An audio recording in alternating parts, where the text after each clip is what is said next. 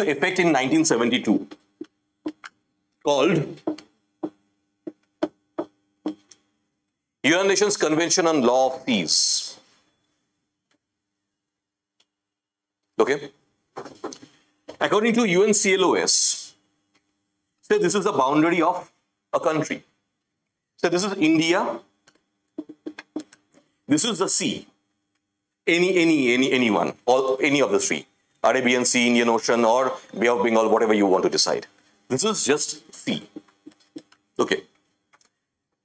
So what would be exclusively India's territory in the sea, so that India can go for any kind of economic activity in the sea? 200 nautical miles.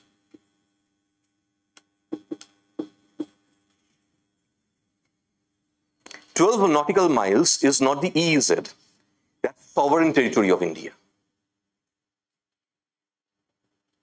12 nautical miles is sovereign territory of India. 12 nautical miles from here,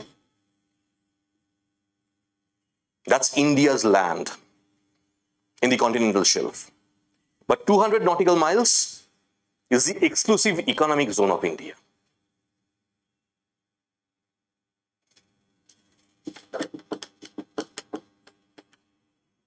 India can carry forward with, say,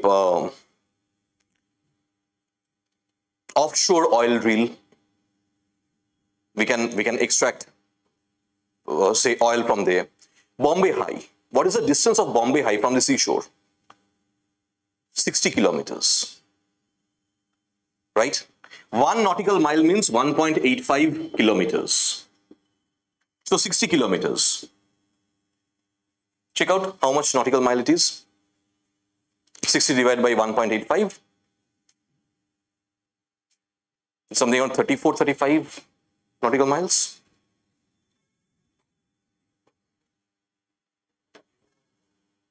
How much? 32.4. So now tell me, the sovereign territory of India is 12 nautical miles.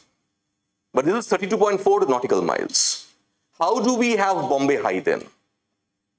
Because of this concept of EEZ, exclusive economic zone. This can be further increased by 100 nautical miles more. So you have exhausted these 200 nautical miles. You can request UNCLOS ki, okay, please increase our exclusive economic zone by 100 nautical miles more. That can also be done. But essentially, by default, what is given to a country is 200 nautical miles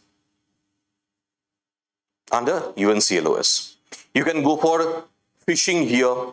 You can go for extraction of oil here. You can collect those seabed nodules from here. You can go for deep sea mining there. There's something called deep sea mining, right? All these things you can do here in EEZ, exclusive economic zone. Okay? Come back. We have written 2 points till now, right?